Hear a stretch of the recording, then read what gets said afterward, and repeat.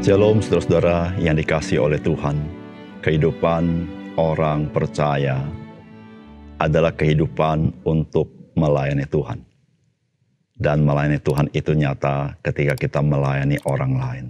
Bukan untuk kepentingan kita, tetapi demi kebaikan orang lain dan demi keselamatan orang lain yang ada di dalam Yesus Kristus. Salam jumpa dalam program Tuhan adalah Gembalaku. Saudara, kehidupan kita sebagai orang Kristen adalah kehidupan yang terus-menerus meneladani Yesus Kristus. Saudara, kehidupan Yesus Kristus tidak lain dan tidak bukan adalah kehidupan menyatakan kasih-Nya kepada manusia. Dan apa yang dia nyatakan itu adalah dalam bentuk melayani manusia. Saudara, pelayanan Tuhan Yesus bukan sekedar memenuhi kebutuhan jasmania manusia, melainkan supaya manusia mengenal siapakah Yesus Kristus. Dan pengenalan siapakah Yesus Kristus itu adalah sebuah anugerah yang Tuhan berikan kepada manusia agar manusia bisa diselamatkan. Saudara, demikian juga kita sebagai orang percaya. Hidup kita dipanggil oleh Tuhan untuk melayani orang lain. Saudara, pelayanan kita kepada orang lain bukan saja untuk kebutuhan jasmani, tetapi juga untuk kebutuhan mereka akan keselamatan di dalam Yesus Kristus. Saudara, melayani yang Tuhan panggil kepada kita tidak pernah lahir dari kepentingan pribadi, tetapi semuanya kita lakukan karena kita mengasihi. Oleh karena itu, saudara, melayani Tuhan selalu harus disertai sikap menyangkal diri dan memikul salib.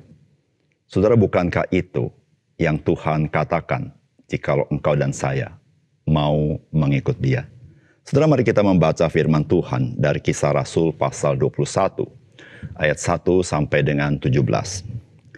Sesudah perpisahan yang berat itu, bertolaklah kami dan langsung berlayar menuju Kos. Keesokan harinya sampailah kami di Rodos, dan dari situ kami ke Patara. Di Patara, kami mendapat kapal yang hendak menyeberang ke Fenisia. Kami naik kapal itu, lalu bertolak. Kemudian tampaklah Siprus di sebelah kiri, tetapi kami melewatinya dan menuju ke Syria. Akhirnya tibalah kami di Tirus, sebab muatan kapal harus dibongkar di kota itu. Di situ kami mengunjungi murid-murid dan tinggal di situ 7 hari lamanya. Oleh bisikan roh, murid-murid itu menasihati Paulus supaya ia jangan pergi ke Yerusalem. Tetapi setelah lewat waktunya, kami berangkat meneruskan perjalanan kami. Murid-murid semua dengan istri dan anak-anak mereka mengantarkan kami sampai keluar kota. Dan di tepi pantai kami berlutut dan berdoa. Sesudah minta diri kami naik ke kapal, dan mereka pulang ke rumah. Dari Tirus kami tiba di Ptolemais, dan di situ kami berakhirlah pelayaran kami. Kami memberi salam kepada saudara-saudara dan tinggal 1 hari di antara mereka. Pada keesokan harinya, kami berangkat dari situ dan tiba di Kaisaria. Kami masuk ke rumah Filipus, pemberita Injil itu, yaitu satu dari ke-7 orang yang dipilih di Yerusalem, dan kami tinggal di rumahnya. Filipus mempunyai 4 anak darah yang beroleh karunia untuk bernubuat. Setelah beberapa hari kami tinggal di situ, datanglah dari Yudea seorang nabi bernama Agabus.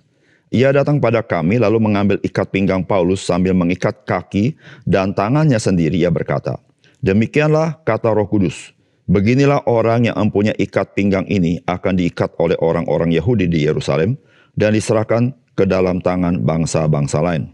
Mendengar itu kami bersama-sama dengan murid-murid tempat itu meminta supaya Paulus jangan pergi ke Yerusalem. Tetapi Paulus menjawab, "Mengapa kamu menangis dan dengan jalan demikian mau menghancurkan hatiku? Sebab aku ini rela bukan saja untuk diikat tetapi juga untuk mati di Yerusalem oleh karena nama Tuhan Yesus." Karena ia tidak mau menerima nasihat kami menyerah dan berkata, "Jadilah kehendak Tuhan." Sesudah beberapa hari lamanya tinggal di Kaisaria, berkemaslah kami lalu berangkat ke Yerusalem. Bersama-sama dengan kami turut juga beberapa murid dari Kaisaria. Mereka membawa kami ke rumah seorang yang bernama Manason. Ia dari Siprus dan sudah lama menjadi murid. Kami akan menumpang di rumahnya. Ketika kami tiba di Yerusalem, semua saudara menyambut kami dengan suka hati." Saudara yang dikasihi oleh Tuhan, Rasul Paulus setelah berkeliling ke gereja-gereja di Akaya dan Makedonia untuk mengumpulkan bantuan bagi orang-orang kudus di Yerusalem, maka tibalah saatnya Rasul Paulus harus kembali ke Yerusalem memberikan bantuan itu. Memang sebelum saat ini Rasul Paulus pernah tidak jadi berangkat ke Yerusalem dahulu, ia menuju Makedonia kembali. Namun sekarang ia berketetapan hati untuk kembali ke Yerusalem untuk memberikan bantuan itu kepada orang-orang kudus di sana. Saudara, apakah pesan firman Tuhan bagi kita? Yang pertama, saudara, pelayanan membutuhkan semangat dan usaha yang keras. Saudara, firman Tuhan berkata begini, "Sesudah perpisahan yang berat itu, bertolaklah kami dan langsung berlayar menuju Kos. Keesokan harinya sampailah kami di Rodos dan disitulah kami ke Patara. Di Patara kami mendapat kapal yang hendak menyeberang ke Fenisia. Kami naik kapal itu lalu bertolak. Kemudian tampaklah Siprus di sebelah kiri, tapi kami melewatinya dan menuju ke Syria. Akhirnya tibalah kami di Tirus, sebab muatan kapal harus dibongkar di kota itu." Kemudian ayat 7 dan 8. "Dari Tirus kami tiba di Ptolemais, dan di situ berakhirlah pelayaran kami. Kami memberi salam kepada saudara-saudara dan tinggal 1 hari di antara mereka. Pada keesokan harinya kami berangkat dari situ dan tiba di Kaisaria. Kami masuk ke rumah Filipus pemberita Injil itu, yaitu salah satu dari 7 orang yang dipilih di Yerusalem, dan kami tinggal di rumahnya." Ayat 16 dan 17. "Bersama-sama dengan kami turut juga beberapa murid dari Kaisaria. Mereka membawa kami ke rumah seorang bernama Manason. Ia dari Siprus dan sudah lama menjadi murid. Kami akan menumpang di rumahnya. Ketika kami tiba di Yerusalem, semua saudara menyambut kami dengan suka hati." Saudara, ketika kita mendengar bagian firman Tuhan ini, maka pastilah kesimpulan kita betapa panjangnya perjalanan Rasul Paulus menuju ke Yerusalem. Saudara, berkali-kali Alkitab mencatat dia berpindah kota, sampai akhirnya dia tiba di Tirus. Kemudian dia berlayar kembali, sampai akhirnya ia boleh tiba pada akhirnya di kota Yerusalem. Saudara yang kasih dalam Tuhan, apa tujuan Paulus melalui jalan panjang itu? Tujuan Paulus adalah melayani orang-orang kudus di Yerusalem. Mereka dalam keadaan yang membutuhkan, dan Rasul Paulus membawa bantuan itu. Saudara, untuk melayani seperti itu, Rasul Paulus membutuhkan berhari-hari melalui jalan panjang yang tidak mudah. Mungkin saja ada bahaya dalam perjalanan itu, tetapi Rasul Paulus, dia menerjang semuanya itu.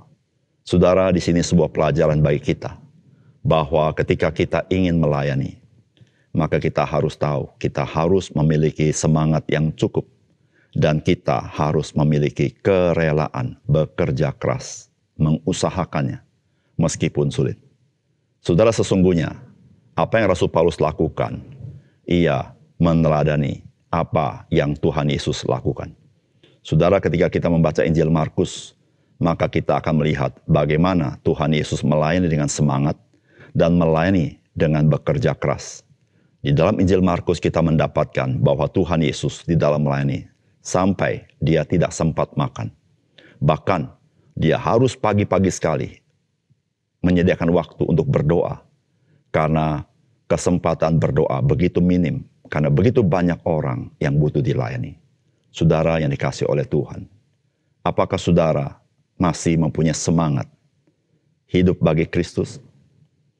Apakah saudara ingin melayani Dia?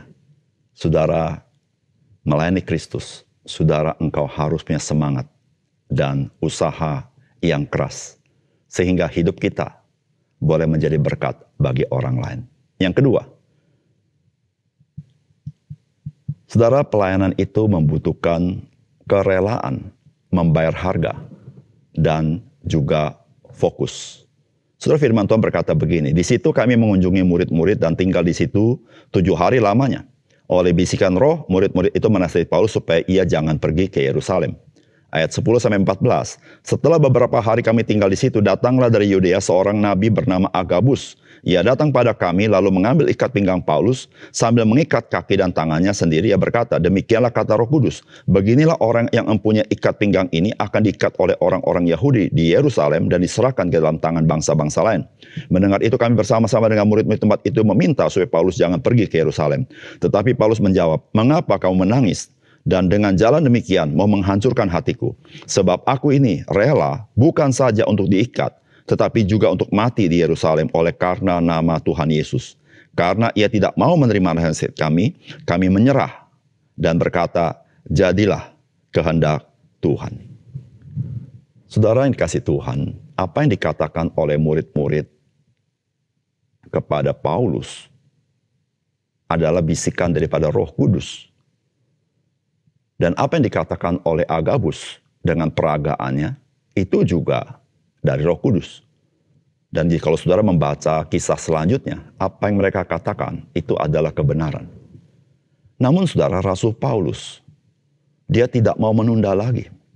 Pada waktu lalu dia menunda, tapi sekarang dia tidak menunda lagi. Dia tetap akan ke Yerusalem. Bahkan dia berkata, sebab aku ini rela, bukan saja untuk diikat, tetapi juga untuk mati di Yerusalem oleh karena nama Tuhan Yesus. Saudara, Rasul Paulus menyadari bahwa bantuan ini tidak bisa ditunda lagi. Dia harus segera ke sana. Hanya satu cara, jikalau dia rela berkorban bagi nama Tuhan Yesus. Saudara, apa yang Rasul Paulus lakukan sudah dilakukan oleh Tuhan Yesus. Ketika pada akhirnya Tuhan Yesus berkata, aku harus pergi ke Yerusalem. Saudara masih ingatkah bagaimana Simon Petrus melarang Yesus pergi ke Yerusalem? Tetapi Tuhan Yesus tetap pergi ke Yerusalem. Bedanya adalah Tuhan Yesus, dia pergi ke Yerusalem untuk menjalankan misi penebusan, yaitu naik ke atas kayu salib. Tetapi Rasul Paulus, dia harus pergi ke Yerusalem karena dia ingin membawa bantuan kepada orang lain, yaitu orang-orang percaya yang di Yerusalem. Saudara, semangat melayani harus disertai dengan kerelaan, berkorban di dalam pelayanan. Saudara, tidak selalu pelayanan itu harus berkorban. Tetapi saudara, setiap kita yang melayani, kita harus memiliki hati yang siap berkorban di dalam kita melayani Tuhan. Karena tanpa kita berkorban, ada banyak alasan bagi kita untuk tidak melayani dengan baik.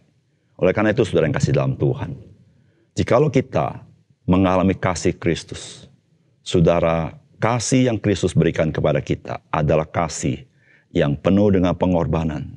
Kristus menyerahkan nyawanya bagi kita. Bukan karena kita baik, tetapi karena kita berdosa. Saudara, hari ini, engkau dan saya dipanggil melayani untuk berkorban.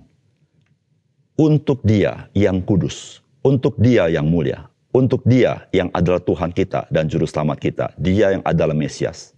Saudara, pengorbanan yang kita berikan tidak dapat dibandingkan dengan kemuliaan kepada siapa kita melayani. Oleh karena itu saudara, engkau dan saya berhutang kasih kepada Tuhan.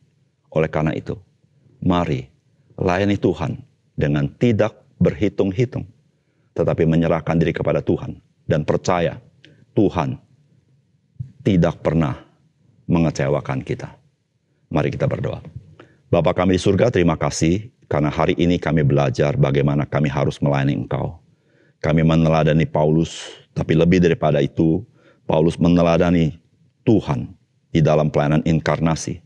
Ya Tuhan, biarlah kami ketika kami melayani, kami mengingat apa yang diajarkan firman-Mu, sehingga dengan demikian kami kedapatan menyenangkan hati Tuhan di dalam pelayanan hidup kami. Terima kasih Tuhan, dalam nama Tuhan Yesus kami berdoa. Amin.